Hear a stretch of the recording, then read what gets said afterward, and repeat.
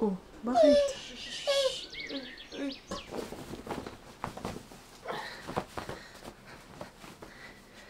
Ang aga naman nagising ng anak ko. Kakaligo pa lang ng daddy. Gising ka na. Gising ka, oh.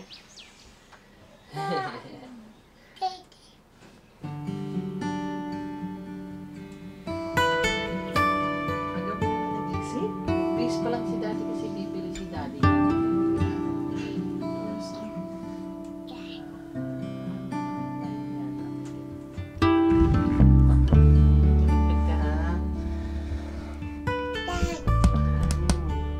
Dad daw, dad.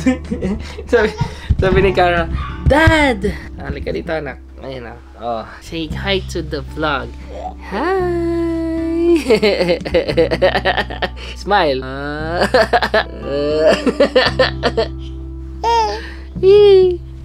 Aga mo naman nagising. Kala ko mamaya kapag gigising. Gising natin si Mami.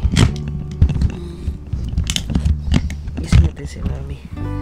Mami, gising na Mami. Go, go, go. Gising mo si Mami. Gising mo si Mami. Ay! Ako, bumangon ka na at wala ka nang magagawa dyan kahit na anong gawin mo. Kailangan mo nang bumangon. Samahan mo na lang ako. Samahan mo na lang ako, Mami. Bibili tayong tubig ni Cara. Ikaw pa rin ang nakabili. Di pa nga eh.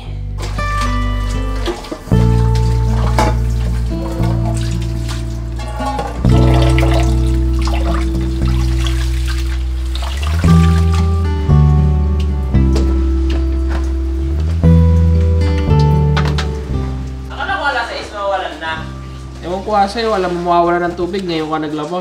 May bagong araw na naman. Panibagong vlog. Subukan ko talaga maging consistent. Kasi as far as I know, nakaka-anim na yata tayo upload simula nung sinimulan natin yung lifestyle natin. Check ko nga. 5. Bali pang 6 to kapag na-edit ko tas na-upload ko. Subukan natin maging consistent. Subukan natin umabot ng siguro mga 10.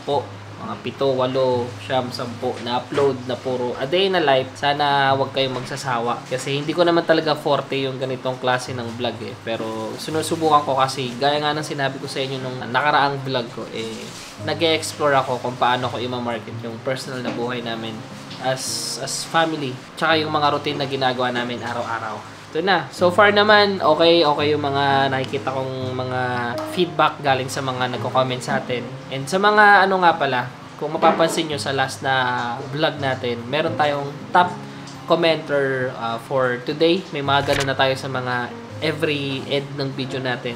So, basta may mga sense yung comment ninyo, ilalagay natin yan sa dulo ng video. And may shoutout na rin nakasama doon.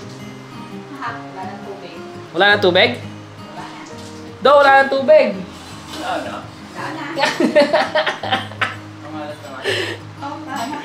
Wala na? Ba't kasi naglaba ka lang mawala ng tubig? Kagabi sana ako maglalaba at wala akong susunod eh. Oo. Nakalimutan ko naman bumili sabon. Wala na ng tubig. Boss! Pero ito kuya. Wala na, boss. Sinasabi ko sa'yo, Boss G.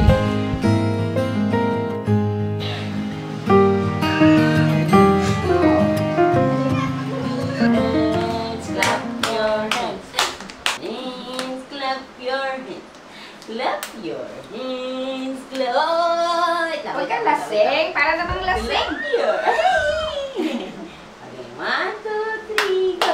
Clap your hands, clap your hands, clap your hands. Nakakatakbo-hakbang ka. Nakakatakbo-hakbang ka na! Clap your hands, clap your hands.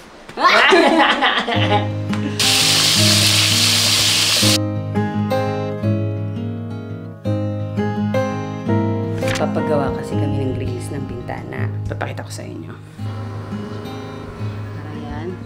Dito. Para pag umaalis si daddy or umaalis kami, may harang yung bintana. Safe yung loob ng bahay. Iwas nakaw, iwas ganun. Ana lang kita na extension ko yan. Ay, ito. Ah.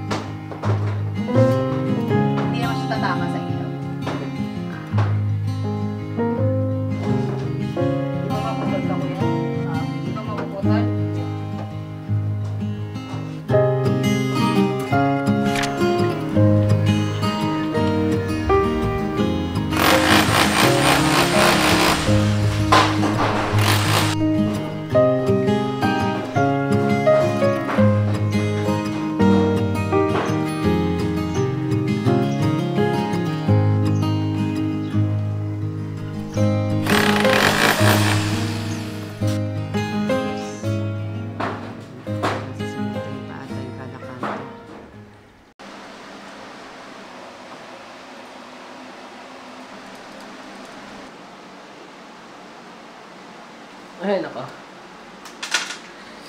Ano nang ginagawa mo sa amin, Facebook? Ha? Mag-usap nga tayo ng maayos, Facebook. Ha? Bakit mo ginagawa sa amin to?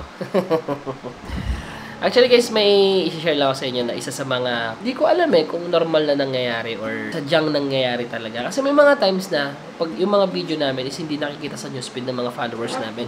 For example, pinaka-best example ko sa inyo ngayon, yung recently na ginawa kong video. Related naman to sa mga previous video natin sa A Day in a Life natin. Pero nagulat ako nung pag-upload ko siya after ilang oras, hindi namin siya nakikita sa newsfeed. So, the only possible way na makita siya is kapag binisita yung page mismo. Kapag bumisita kayo sa Noisy Potato, makikita nyo yung video na to. Yun yung hindi ko mag-guess kay Facebook. May mga times din talaga na hindi na distribute ng maayos yung mga videos na ginagawa ng creator, kaya hindi nakikita ng mga followers yung video. Based lang yun sa experience ko kasi I've been doing this almost 3 years na rin. Almost 3 years ko nang ginagawa na nag-upload ako kay Facebook. And recently ko lang talaga na-experience yung mga ganitong bagay-bagay. And nagtanong din naman ako sa mga ibang creator, pare-pareha din sila ng opinion na hindi nga nadidistribute ng maayos, mga ganun. So, sa mga followers ko dyan, na baka nagtataka na wala na akong upload or bibihira nyo ako makita sa timeline ninyo, paminsan-minsan bisitahin nyo yung page ng Noisy Potato, and I'm pretty sure na kapag binisita nyo yun, makikita nyo yung mga latest na upload natin. And time check pala tayo guys, alas 5 na ng umaga. Alas 5 na ng umaga, and ito pa lang yung oras na nagkaroon ako ng time mag-alaga ako ng baby, kasi kaso na mga kailangan dito sa bahay, and then after nun, ito, editing na tayo para pang ilan na ba to? Pang 5, pang 6 tong napapanood ninyo. So isa na lang, masosurpass ko na yung 1 week ko na almost daily upload. Almost lang. Talagang nireview ko pa talaga yung mga videos ko kung may nagawa akong violation sa Facebook. Base naman sa pagkakapanood ko, wala naman akong nagawang violation sa Facebook. Hindi ko lang alam bakit hindi na-distribute ng maayos yung video natin na huli. Kaya if ever mapanood nyo to, tapos check nyo na lang din yung previous na video natin, kasi masaya ako doon sa ginagawa ko ngayon recently. Masaya ako sa ginagawa ko, and nagbe-baby steps ako ulit. Baby steps ako na by any chance na mag-improve yung the way kung paano ako magkwento, the way kung paano ako mag-edit, the way kung paano ako magsalita, and the way kung paano ko i-express yung nararamdaman ko through vlogging, through editing, mga ganyan. I'm not really super duper galing, or I'm not really into super may alam pagdating sa editing, but one thing I can sure sa akin is kaya kong mag-edit, pero hindi siya ganun kaganda. Hindi rin naman ganun kapangit. So, tayo na tumimbang kung ano nga ba talaga si Noisy Potato when it comes to editing, diba? Medyo mataas yata yung camera. Ay, mababa yung camera ko. Yan.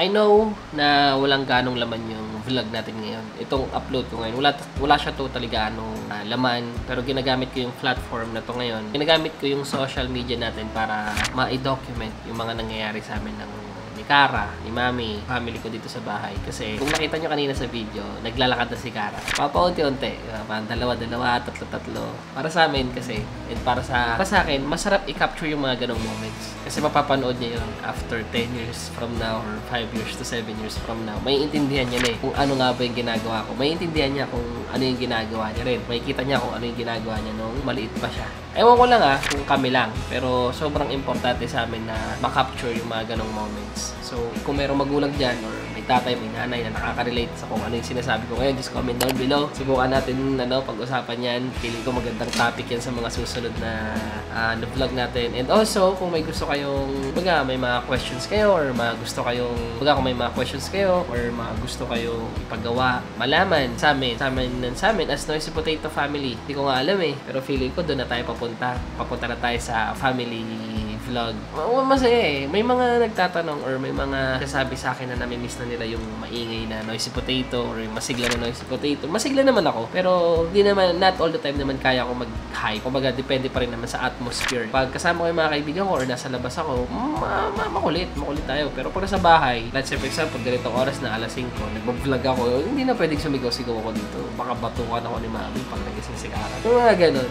And again, sa lahat ng mga nagko-comment, nag-share, nag-engage, nagla-like, heart, or nagre-react sa mga video ko, mapa YouTube man or Facebook, sobrang napapasaya niyo po ako. And I'm really happy na you took time para mapanood yung videos ko. You took time para makita niyo yung simpleng obra ko sa vlogging. And again, sa mga nagtatanong, hindi ko alam, babalik pa ba ako sa pag-motovlog. Not technically motovlog kasi I don't consider myself. I consider myself as a rider. Yun yung akin. Kumbaga, rider ako na nag-vlog, nagde-deliver, nag-MC taxi, diba? So, I don't know, guys, to be honest, kung kailan ako babalik. Pero, sana maintindihan nyo yung kaming side. Na-explain ko na rin to sa nakaraang vlog ko. Pero if ever na hindi mo pa napanood yun, panoodin mo lang. Nandiyan naman na yun sa video ko. Check nyo na lang.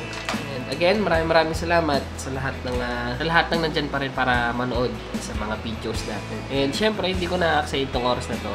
Magsha-shoutout lang ako ng mga nag-comment sa atin recently. Sana ma-appreciate nyo rin. Kung hindi kayo mabunod dito, better luck next time. Ayun, ito lang i-shoutout si Kyle. Yan, si Kyle Sindak. Malupit kumanta tong tao na to eh. Papanood ko rin yung mga video nito, si Kasindak ba? K-Sindak ba? Ganun. Tsaka gusto ko rin i-shout out si Christopher Manintim. Sabi niya dito, hello kapatatas, kahit ano content port ka pa din namin. Ito na yung start ng new chapter ng pagbablog mo. Level up. Which is na-appreciate ko yun. Kasi I'm trying to be, like, i-improve si Noisy Potato as much as possible. Tinatry kong elevate siya in a way na hindi ako mahihirapan. At the same time, hindi rin ako gaano magpuput ng energy and time dito. Kasi nga, syempre, medyo hati na yung oras natin ngayon. Hindi naman nakagaya ng dati. Anyway, batiin ko lang din po si Kulafu Dones, one of our tapan natin. And gusto ko lang din i-address tong sinabi ng isang follower natin, which is a very good friend of mine. Kakakasal niya lang nga eh. Actually, congrats sa'yo kay Eman, Christian, Hardman, Valenzuela. Ang haba, potek na yan. Sabi niya kasi, short film ka na din ya. Sabi niya. So parang, papaisip ako mag-short film. Kaya. For the rest of